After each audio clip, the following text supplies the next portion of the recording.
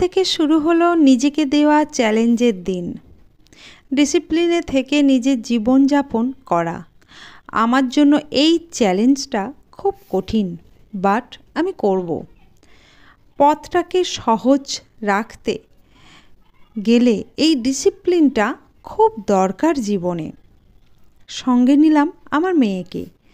আজকের দিনটা শুরু হলো ভোর 5:30 থেকে। দুজনে মর্নিং ওয়াকে গেলাম। চারিদিক কুয়াশা, খুব সুন্দর লাগছিল। আমার মেয়ে বলছিল, মা, দার্জিলিং মনে হচ্ছে। তবে কাল রাতে আমার ভালো ঘুম হয়নি ভোরে উঠব বলে। ভোরে কোথাও গেলে যেরকম ফিলিংস হয়, ঘুম হয় না, সেটাই হয়েছিল আমার। দেখুন তখনও কত কুয়াশা, সূর্যকে কিন্তু পূর্ব আকাশে উঁকি মারতে দেখছি না। ভেবেছিলাম সূর্যোদয় দেখব, কিন্তু সেটা দেখতে পেলাম না কুয়াশার জন্য। আমরা বাড়ি ফিরে এলাম। তারপর আমি চলে গেলাম ডান্স প্র্যাকটিস করতে, কারণ সারা দিন আর আমি প্র্যাকটিস করতে সময় পাবো না। এই টাইমটাই আমি বেছে নিলাম ডান্স প্র্যাকটিস করার জন্য। প্র্যাকটিস করার আগে আমি দেখলাম সূর্য ঠাকুর আমাদেরকে উঁকি মেরে দেখছে পূর্ব আকাশ থেকে। সূর্য ঠাকুর উঠে পড়েছে, তাহলে এবার গোটা পৃথিবী আলো ঝলমল করে উঠবে। ব্যাস, এবার আমি মনের আনন্দে শুরু করে দিলাম আমার ডান্স প্র্যাকটিস করা। আমি ছাদে উঠে প্র্যাকটিস করছিলাম। আমাদের ছাদটা করিনি, আমি করছিলাম আমার খুড়শ্বশুরের ছাদে এসে প্র্যাকটিস করছিলাম, কারণ আমাদের ছাদে করলে আমার ছেলে ঘুমাচ্ছে, উঠে পড়বে, সেই জন্য আমি এদিকে ছাদে করছিলাম।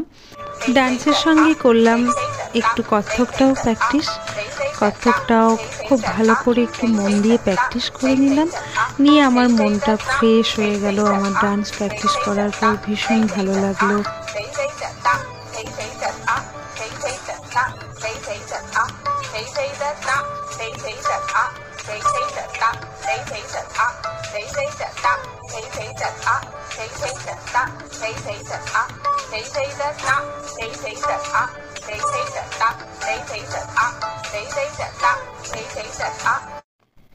ডান্স প্র্যাকটিস করে চলে গেলাম ঠাকুর ঘরে। তুলসী দেবীকে জল দিয়ে গঙ্গাধরের কাছে গেলাম, ধূপ দিয়ে কিছুক্ষণ মেডিটেশন করলাম। তারপর মা আমি আজকে ইতু ঠাকুর বসালাম ঠাকুর ঘরে। ব্যাস, এবার চলে গেলাম ঘরের যাবতীয় কাজ করার জন্য, সংসারের যাবতীয় কাজ করার জন্য। তারপর বিকালে চলে গেলাম ডান্স ক্লাসে। এইভাবে কাটলো আমার প্রথম চ্যালেঞ্জের দিনটা।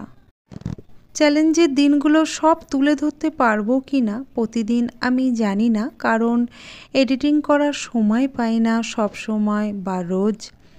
আমার মেহানবাবু আছে, তাই আমি বাকি যেটুকু সময় পাই মেহানবাবুকে নিয়েই কেটে যায়। তবু চেষ্টা করব এই চ্যালেঞ্জের দিনগুলো আপনাদের সামনে তুলে ধরার। ব্যাস, চলে গেলাম আমি এবার বিকালার ডান্স ক্লাসে। আমার আজকে পরপর দুটো ক্লাস ছিল, দুটো স্কুলের ক্লাস ছিল।